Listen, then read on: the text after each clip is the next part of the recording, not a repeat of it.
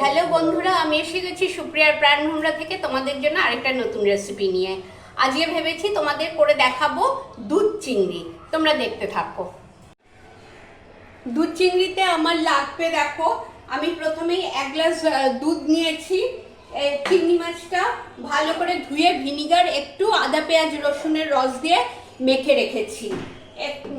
একটু পেঁয়াজ কুচিয়ে রেখেছি, আর আদা পেঁয়াজ রসুন কাঁচা লঙ্কা বাটা নুন আর মিষ্টি দিয়ে এটা পেস্ট করে রেখে দিয়েছি। একটু গরম মশলা নিয়েছি ফোড়নে দেবো বলে, আর পুরো ব্যাপারটা ঘিতে হবে তাই ঘি রেখেছি।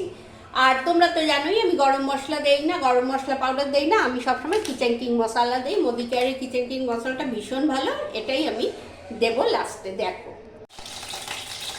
আচ্ছা কড়াইতে আমি ঘি দিয়ে দিয়েছি, গ্যাস করে কড়াই বসে আমি ঘি দিয়ে দিয়েছি। ঘিয়ের মধ্যে এখন একটু গরম মশলা ফোড়ন দেবো। একটু জল ছিল বলে ফুটছে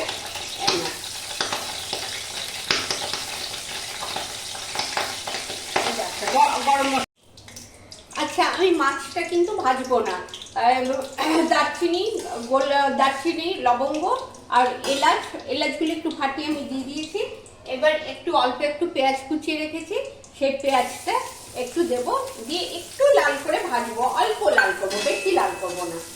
একটু পেঁয়াজের গন্ধটা চলে গেলে এবার মশলা দেবো। এই দেখো, একটু করে ভাজবো। আচ্ছা, পেঁয়াজটা ভেজেছি, পেঁয়াজটা একটু সাদা সাদা থাকবে, কিন্তু পেঁয়াজটা নরম হয়ে যাবে, বুঝেছো? পেঁয়াজটা নরম হয়ে যাবে। তারপর আমি দিয়ে দিচ্ছি মশলাগুলো।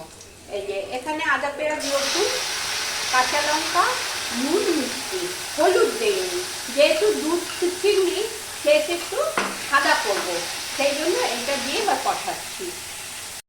পেঁয়াজের কাঁচা গন্ধটা মরে গেছে। এইবার দিয়ে দেবো অল্প একটু দই। এই যে দই রেখে দিয়েছি, এই দইটা দিয়ে দেবো। দইটা দিয়ে আবার একটু কষাবো। দেখো, দইটা দিয়ে আবার একটু কষাবো। দেখো, আমার অনেকটাই কষানো হয়ে গেছে, কাঁচা গন্ধটা মশলার গন্ধটা চলে গেছে।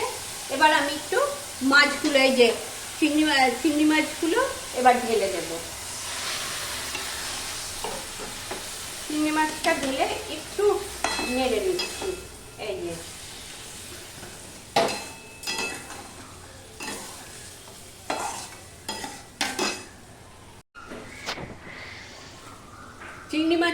চিংড়ি মাছটা ঢেলে দিয়েছি।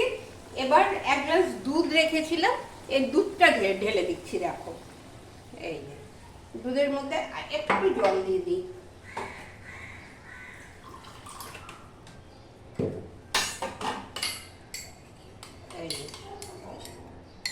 দুধের মধ্যে একটু জল দিয়ে দিলাম।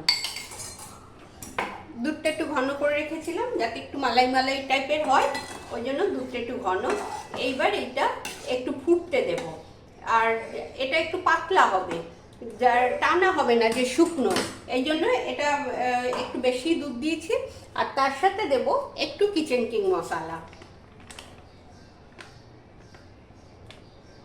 ব্যাস, বেশি দেবো না, খুব অল্প দিলাম।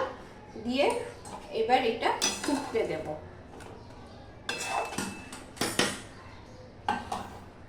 ব্যাস, এবার এটা একটু গ্যাসটা বাড়িয়ে দিলাম, বাড়িয়ে এবার একটু ফুটুক।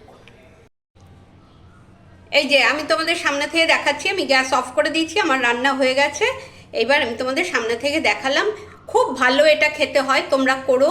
তোমাদের করে যদি ভালো লাগে আমাকে অবশ্যই কমেন্টে জানিও, আর একটু লাইক দিও, কমেন্ট করো।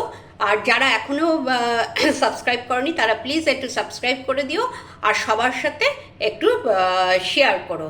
ঠিক আছে, আজ তবে এখানেই শেষ করি। আসি আবার নেক্সট দিন আবার নতুন একটা রেসিপি নিয়ে তোমাদের কাছে আসবো। ভালো থেকো, টাটা।